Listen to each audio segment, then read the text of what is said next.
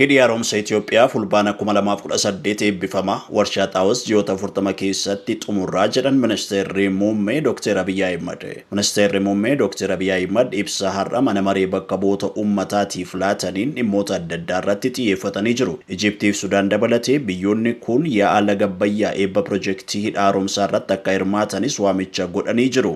Ijiptiif Sudaan fulbaana keessa piroojeektii hidha haaromsa keenya yeroo eebbifannu gammachuu keenya akka qooddatan kabajaanis hinafe irraa jedhan. Ministeerri Muummee Abiy Ahimad Ijipti, Sudaanii fi biyyoonni yaa'aa laga Abbayyaa biroo akkan waliin ta'uun fulbaana keessa haaromsa keenya yeroo eebbifamnu qooddattoota gammachuu keenya akka taatan kabajaanis hinafe irraa jedhanii jiru. Hidha haaromsa guddichi Itoophiyaa fulbaana 2018 akka eebbifamu eeranii jiru. Eebba hidha haaromsaa jeequu qabna jedhanii kan yaadan jiru garuu hin danda'an ni eebbifnaa jedhan. Hidhi haaromsaa Ijiptiif Sudaaniif eebbaadha kan jedhan Ijipti, Sudaanii fi biyyoonni yaa'aa laga Abbayyaa fulbaana keessa yeroo roobni hir'atu waan eebbifnuuf qooddattoota gammachuu keenya akka taatan maqaa mana maree kabajamaa kanaan waamicha koosiniif dhiyeessaa jedhanii jiru. Ministeerri Muummee Abiy Ahimad hidhi Aswaan bishaan liitirii tokkollee hin hir'isne Ijiptis ta'e Sudaan akka rakkatan hin barbaannu jedhan. Itoophiyaan lammiilee Ijiptii waliin hojjechuu fi haasa'uuf qophii ta'uus dubbatanii jiru. Itoophiyaan barri baajetaa dhufu seenuun dura oomisha boba'aa gabaaf ni dhiyeessiti jedhan Ministeerri Muummee Abiy Ahimad. ምናልባት የተከበረው ምክር ቤት ለረፍት ወጥቶ ሲመለስ ኢትዮጵያ ለመጀመሪያ ጊዜ የጋዝ ምርት ለገበያ ታውላለች። Warshaan xaawoo ji'oota 40 keessatti xumuramee akka xaawoo dhiyeessu siman. Ministeerri Muummichaa oolmaa walgahii idilee mana maree bakka bu'oota uummataa irratti gaaffilee miseensota mana marichaa irraa ka'aniif deebii kennanii jiru. Dhimma guddina dinagdee irratti dubbii dubbatanii Itoophiyaan guddina dinagdee dhibbentaa 8.4 akka galmeessiftu tilmaamuu himan. Dameewwan dinagdee sadan qonna, indaastirii fi tajaajila irratti jijjiiramni guddaan akka dhufaa jiru ibsan Ministeerri Muummeedha. Haasawaa isaanii guddina indaastirii keessatti paarlaamaan kun bara hojii dhufu hojii isaa yeroo eegalutti Itoophiyaan oomisha gaazii uumamaa yeroo jalqabaatiif gabaarra ni oolchitii jedhan. Gaaziin uumamaa kun naannoo Somaalee keessatti kan ba'e yoo ta'u marsaan duraa oomisha kanaa xumuramee jira. Dhiyootti gabaaf dhiyaataa jedhan. Marsaa lammaffaan immoo itti aanee ijaarsi isaa akka eegalu ibsan. Itoophiyaan asiin dura kaampaanota oomisha boba'aa irratti bobba'an hedduu affeertee turte kan jedhan Ministeerri Muummee, haa ta'u malee kaampaanonni kunneen milkaa'aa waan hin turree fi kontiraataa isaanii haquun kaampaanii haaraa waliin galteen godhame barbaachi gaazii uumamaa eegalamuu ibsan. Yeroo ammaa biyyattiin boba'aa oomishuutti milkooftee jedhan. Yeroo jijjiiramni dhufee barri Itoophiyaan jikitaa boba'aa oomishuu eegaluu ishee miidiyaatti dubbatanii kan turan Ministeerri Muummee ergasii garuu waa'een boba'aa biyyattii oduu sobaati jedhamee himamaa turuun ni yaadatama. Ministeerri Muummee har'a oduu boba'aa baasuu kana ilaalchisee hagarraa kan callifnee fi kitilayyoota yookaas baandota jalaa dhoksuuf malee hojii oomisha boba'aa kana ittuma turree jedhan. Naannuma Somaaleetti Itoophiyaan ijaarsa warshaa xaawoo akka eegaltu himan. Abbaa qabeenyaa warshaa xaawoo kan ijaaru Aliikoo Daangootee waliin waliigalteen raawwatamuus ibsanii jiru. Ji'oota 40 dhufan keessatti Itoophiyaan xaawoo oomishuu ni eegalti jechuudhaan ibsanii jiru. Dhimmi du'a moodel Qananii Addunyaa ammallee xiyyeeffannoo miidiyaa hawaasaa argatee jira. Suuraan dararama ishee mul'isu miidiyaa hawaasaa tiiktookii dhuunfaa ishee kan hordoftoota 600 ol qabu irratti qoodame namoota hedduu rifachiisee jira. Tiiktookii ishee ammatti to'annoo eenyu jala akka jiru beekamuu baatus suurawwanii fi viidiyoon madaa fuulaa fi afaan ishee keessa jiran agarsiisu bal'inaan qoodamee jira. Kana kan argan fayyadamtooti miidiyaa hawaasaa tiiktook, feesbuuk, instaagiraamii fi kaan irratti haqa Qananii gaafachuu irratti argamu. Du'a Qananii Addunyaa shakkamee mana hidhaa kan ture artist Andu'aalem mirga wabiitiin hidhaarraa gadhiifamuudhaan badhaasa Awwaardii Hacaaluu irratti badhaafamuusaas namoonni baay'ee mufannaa qaban ibsatan. Muuxannoo awwaardiiwwan idil addunyaa eeruudhaan nama dhimmoota kana fakkaataniin shakkame awwaardiif kaadhimuun kan baratame miti yaada jedhu dhiyeessan. Ogeessa dinagdee fi rogeessa miidiyaa hawaasaa kan ta'e Meerir Tulluu yaada feesbuukii gubbaatti barreesseen nama shakkii lubbuutiin mana murtiitti dhimmisaa qabame akkamiin kaadhimtan gaafa gaddi kun irra darbee egeree badhaasuun dandeessanii mucaa kana gaddarraa bayyaannachiisuuf maal gootan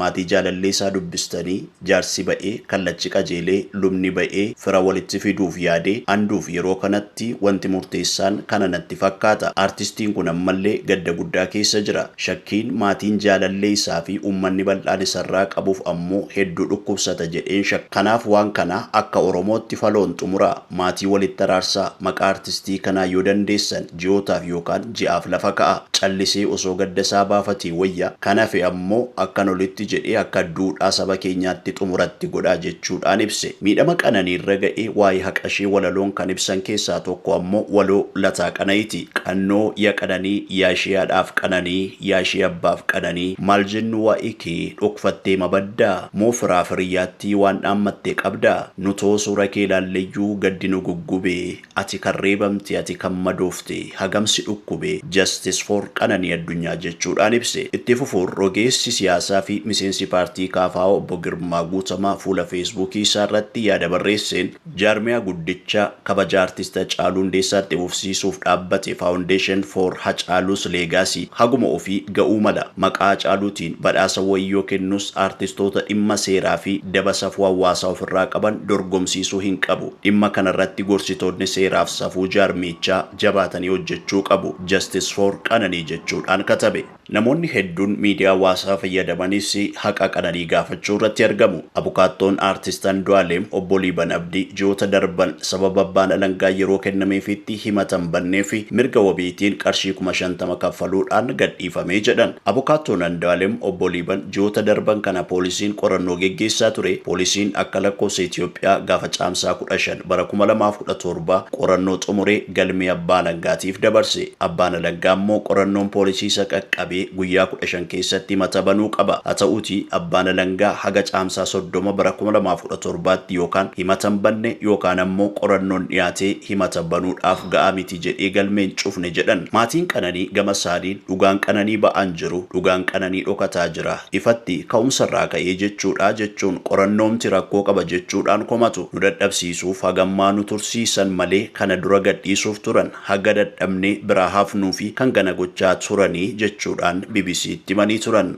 Naannoo Tigraayitti lolli yoo kan ka'u ta'e kan duraanii caalaa ni hammaataa jedha Ministeerri Muummee Abiy Ahimad. Ministeerri Muummee Abiy Ahimad raawwii karoora hojii mootummaa bara 2017 mana maree bakka bu'oota uummataaf dhiyeessuun gaaffilee miseensota irraa ka'aniif deebii kennanii jiru. Yaa'ii idilee 42ffaa kanarratti dhimmoota dinagdee fi siyaasaa garaagaraa kaasuudhaan ibsa kennanii jiru. Ministeerri Muummee Abiy ibsa har'a paarlaamaa irratti taasisan kanaan himannaa dhiyeenya kana Eertiraa irraa biyya isaanii Itoophiyaan waraana kaasuuf shirata xaxaa jirti jechuun himannaa dhiyeessiteef deebii kennanii jiru. Abiy haasaa taasisan keessatti Itoophiyaan furmaata karaa nagaa akka barbaaddu cimsuun dubbatan. Nuti rasaasa tokkolleen dhukaasnu waraanas hin barbaadnu jedhanii jiru. Haa ta'u malee haala birmaddummaa keenya balaadhaaf saaxiluu keessatti yoo of arganne garuu ofirraa ittisnaa jechuudhaan ibsan. Hariiroon Itoophiyaa fi Eertiraa gidduu yeroo waraana kaaba Itoophiyaa naannoo Tigraay keessatti ture hordofee booda keessa laaffataa erga dhufee bobbulee jira. Muddamni kunis erga Ministeerri Muummee Abiy galaana diimaa argachuun Itoophiyaa biyya ulaa galaanaa hin qabneef dhimma jiraachuuf jiraachuu dhabuuti jechuun ifatti dubbataniin booda yeroo ta'u haasaan kunis waldhibdeen guutuu gaanfa Afrikaatti deebi'ee akka hin kaaneef yaaddoo uumee jira. Akkasumas walitti mufannaan dabalataa waliigaltee ulaa galaanaa falmisiisaa Itoophiyaan Somaalilaand waliin amajji 2024 mallatteessiteen uumamee ture. Somaalilaand akka qaama biyya isheetti waan ilaaltuu fi waliigaltee kana balaaleffattee turte. Waliigaltee Somaalilaand waliin taasifame haqamuusaa ilaalchisee ibsi addaa jiraachuu baatus adeemsi waliigaltee kanaa akka dhaabbate himama. Ministeerri Muummee Abiy furmaanni hawwii ulaa galaanaa Itoophiyaa kamuu mariidhaan raawwatamuu akka qabu cimsanii dubbatanii jiru. Ministeerri Muummee Dr. Abiy Ahimad fedhii ulaa galaanaa argachuu karaa marii nagaatiin raawwatamuu qaba jennee amanna jechuudhaan garuu sochiin dippiloomaasii eegalame jiraachuu isaarratti bal'inaan ibsan kennine. Urjii warra Poorchugaal rasaasa warra Liiverpuul.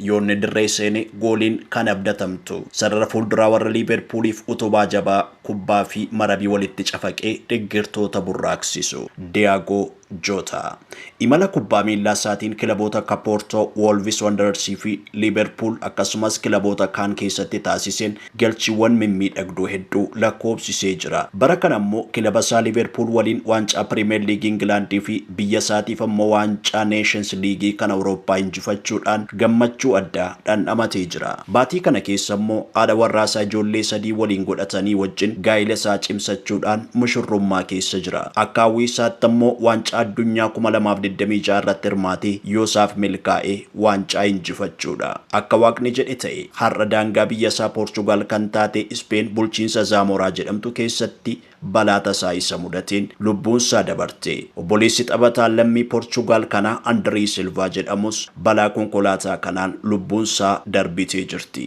Diyaagoo Joota umurii isaa waggaa 28tti addunyaa kanatti nagaa dhaammate. Obboleessi isaa taphataan umurii waggaa 26 kun ammoo kilaba Poorchugaal Benefield jedhamuuf taphata ture. Humni nageenyaa Ispeen Guardia Civil jedhamu obboleewwan lameen konkolaataa Laamborjiniittiin imalaa turan irra balaan ga'uudhaan lubbuun isaanii darbuu beeksise. Sababni balaa Diyaagoo Jootaa fi obboleessa isaa ajjeese gogaan Laamborjinii isaanii irratti afuufamee ture. Akka BBC Sport gabaasetti Jootaaf obboleessi isaa saffisa baay'ee olaanaadhaan konkolaachisaa turan. Yeroo sochii irra darbutti gogaan konkolaataa keessaa tokko dha'ee Laamborjiniin karaarraa akka garagalee fi ibidda akka qabatu taasiseera jedha. Erga miidhamanii konkolaataa keessaa miliquu waan hin dandeenyeef konkolaataan sun guutummaatti gubachuu himame. Eenyummaan isaanii iyyuu karaa gabatee konkolaataa qofaatiin akka mirkanaa'e himamee jira. Kolfisaa taphattootaaf deeggartootaaf hamilee kan dabalu Diyaagoo Jootaa har'a addunyaatti nagaa dhaammate. Jaallattoota kubbaa miilaa onneen dhiiga bo'e